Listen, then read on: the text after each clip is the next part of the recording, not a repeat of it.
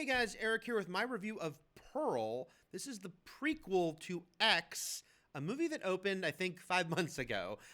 So first off, I just want to say how utterly delighted I am that in this day that they were able to keep this a secret until X came out when they revealed the teaser that was at the end of the movie, that they had done an Insta franchise, that they had filmed this movie back to back while making X, this low budget horror movie.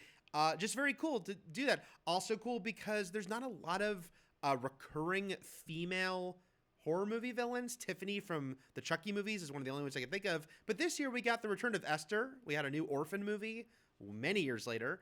But now we have Pearl, who didn't exist in our consciousness a year ago, but now she has 2 movies. So I think that's pretty cool. I was a big fan of X. And I think that's first and foremost, of course, going to be one decision for people about if they want to see this or not. Did they like X?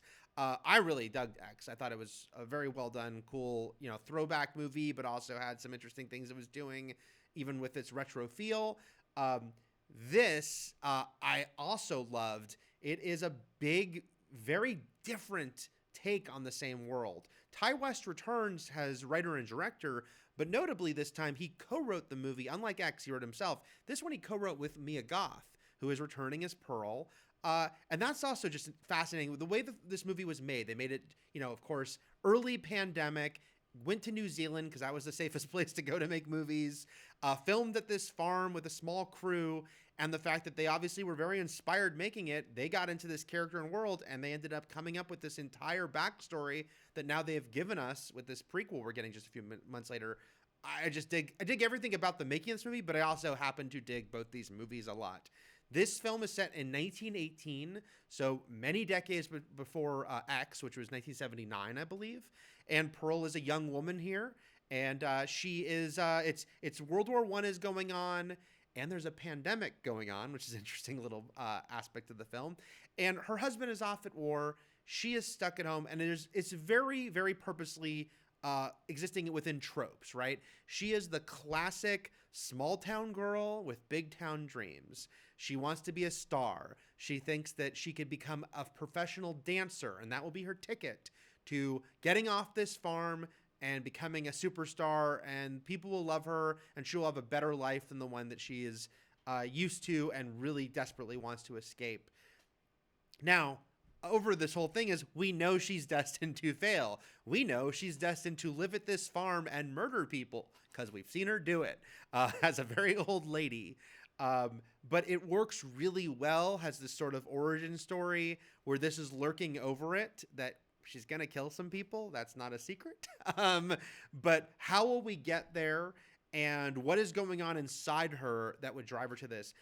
This is a tour de force for Mia Goth, who was terrific in X, playing 2 different roles, of course. In that one, she was playing Maxine, the young woman who Pearl became fixated on, and then playing Pearl under all this makeup. Here she's just playing Pearl as a young woman, doesn't have to deal with the prosthetics this time, but I think she might be, it's even more impressive maybe, even though the 2 roles was really cool in X and she was great in that, this is really a standout performance.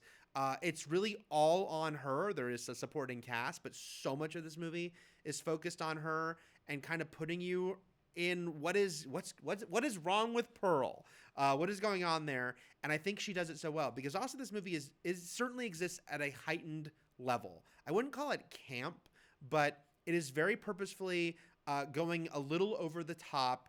Some of that is because it's evoking old movies. It's interesting because it's set in 1918, but a lot of what it's evoking visually and stylistically are movies I think we'd think of more as like the 1930s. The way Pearl acts, the way she talks to the animals on the farm, and they're all her friends with names, and she tells them about her big dreams. I've talked to some people. There's definitely seems to be some echoes of Dorothy and Wizard of Oz going on here, but it's not the only movie that had that. So it's pulling all of that, but at the same time, there's this genuine tension and dread happening underneath because she's going to kill people. And also there's something wrong with her. There's a reason that she's killing people. And I think she plays that all very well. She plays the heightened level of it, but also you do feel like this is coming from a genuine place. You don't just think like, oh, she's going big and crazy. It's a real character, even though I think some audiences will they be accepting of the fact that it's operating at this heightened level? I think that's always going to be different audiences will have a different level of that. I think a lot of people, though, will be really into the level that this movie is operating on, if you can go with it. It's bright and vibrant. That's another interesting thing about the look of it. Again, evoking kind of Technicolor movies that are from a couple decades after the setting of this film, but also really setting it apart from X. I mean, X was dark, dirty, and grimy. It was set in the 70s, but it also was evoking Texas Chainsaw Massacre and other movies of that era and that look and feel. It's so cool here because it's the same exact setting. They filmed it in the same place, but it really goes to show you how different you can make something look by cleaning it up, making it look earlier and cleaner, and then filming it in this cinematic way where it is so colorful and bright, and the opposite of X, kind of evoking the fact that this is a character that has hopes and dreams that haven't been crushed like they were in X. And there's something, really fascinating about that. As she goes on, we're seeing here an image of her with her sister-in-law. We see that dynamic. She starts to have this flirtation with a character only called the Projectionist, who definitely symbolizes that outside world she so desperately wants, because he works in a movie theater where he's showing these movies that she kind of dreams that she could be part of that world and escape. There's also a flirtation there. She has a husband, but she's feeling lonely. He's off again fighting at war. It's all really well done. It's a very contained movie that I feel just like clicks in and works. And I really liked just how it exists as its own thing. I mean, I think people could go see this who didn't see X and still enjoy it as this sort of crazy, fascinating period piece. But I think it really works well as this book ending with X, telling these sort of parallel stories about this woman and what she became, what she started at, and how we got there. Now, of course, there are decades in between, and I will say that this movie made me more than happy to imagine seeing more movies set in this universe. I think Ty West said when X came out, he did have a sequel in mind, which I would assume would just continue on, with Maxine, but there's a lot of stuff you could do with Pearl. And there are some questions. The ending of this movie leaves you with some, not in a frustrating way, but in a, I wonder what happened next, because there are literally decades to fill in. And I also want to mention that there are some standout moments in this movie. There is a fantasy sequence that I thought was sort of so audacious and I really loved and is delightful, which is a funny word to use in a movie like this that has, some very dark and brutal things happen.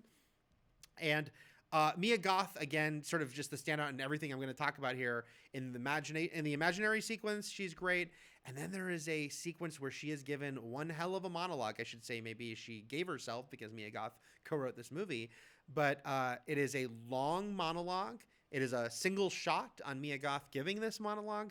And it is excellent. And I do think in a world where movies of this type could actually get Oscar nominations, it's so rare. It'd have to kind of I know Silence of the Lambs, and once in a while these things kind of break out.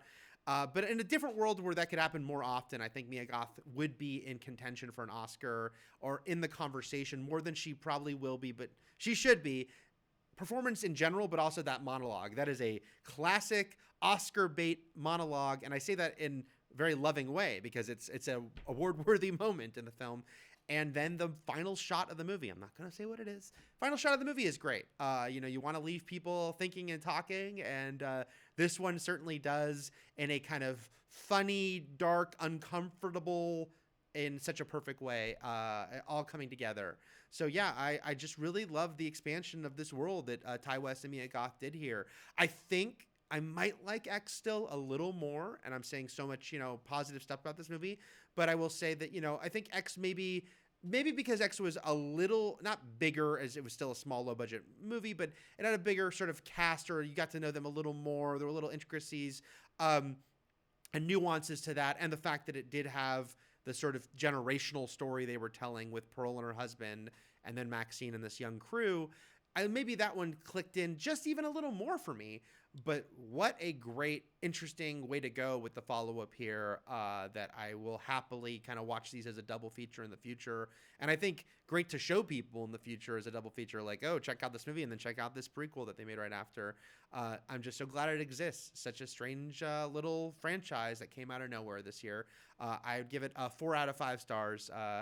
very much recommend it. And I think X, X was a hit for the size of movie it was, a very low budget movie. But I think even in those 5 months, probably a lot of people have watched it at home. And I'm curious how Pearl can perform just based off of having that chance to have done a theatrical and a home release in that few months. But I think in the future, a lot of people will be checking out both these films. So those are my thoughts on Pearl, which is opening, I believe, September 16th in theaters from A24. A24, a really good year for them. Lots of great movies for them, including 2 that were very directly connected like these ones were.